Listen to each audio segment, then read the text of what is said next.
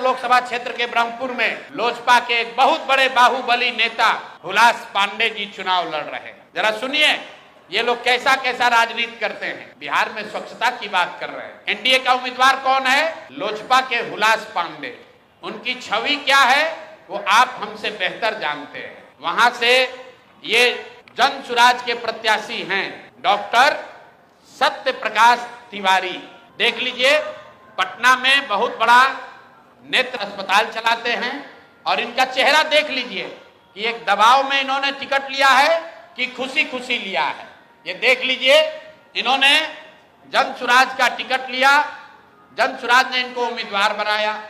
3 दिनों तक इन्होंने सक्रियता से वहां प्रचार किया, लेकिन कल जब नामांकन वापस लेने की अंतिम तारीख था, परसों रात तक ये साहब अभियान में लगे हुए थे, प्रचार कर रहे थे और कल सुबह में अचानक से भाई साहब ने अपना उम्मीदवारी, अपना नामांकन वापस लिया है। और वापस लेने के पीछे का चित्र देख लीजिए। उन्होंने एक चित्र जारी किया है कि जहां पर डॉक्टर साहब अपना नामांकन वापस ले रहे हैं, हम चित्र जारी कर रहे हैं। देखिए धर्मेंद्र प्रधान हैं और यही डॉक्टर सत्य प्रकाश तिवारी हैं। इनके घर पर बैठ के इनको देखिए क्या किया जा रहा है। आपने भारत के लोकतांत्रिक इतिहास में ये नहीं देखा होगा कि चुनाव घोषित होने के बाद जो उम्मीदवार है, आधिकारिक तौर पे जो उम्मीदवार है, उससे पार्टी का कार्यकर्ता नहीं, लोकल नेतृत्व नहीं, भाजपा के केंद्र में मंत्री धर्मेंद्र प्रधान हैं। ये देखिए हाथ मिला रहे हैं भाई साहब इस डॉक्टर के घर पर बैठ के। इसको दबाव देकर जबरदस्ती इनसे चुनाव में इनका नामांकन वापस लिया गया है।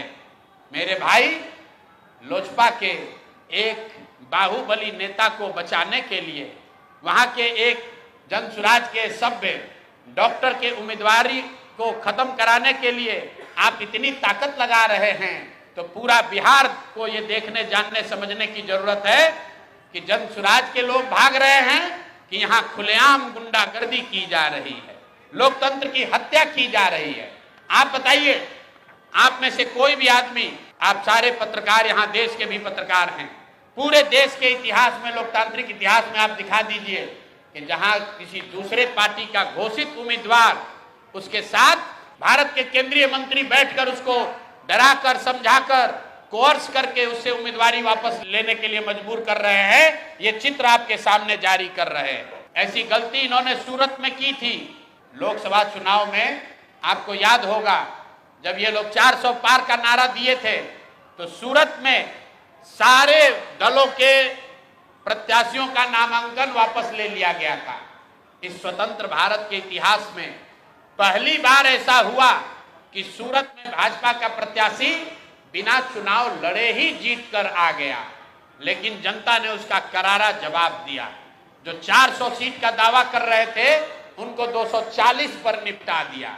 तो बिहार की जनता को आपके माध्यम से बताना चाहते हैं कि एक सरेआम लोकतंत्र की धज्जी उड़ाई जा रही है, सरेआम उम्मीदवारों को धमकी दी जा रही है, उनको घरों में बंद किया जा रहा है।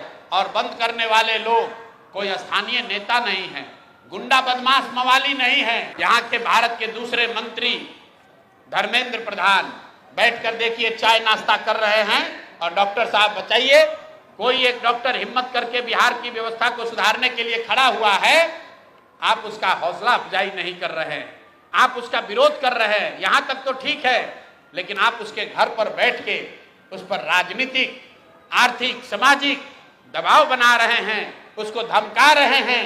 ये कहां तक ठीक है? ये बिहार की जनता को देखने और समझने की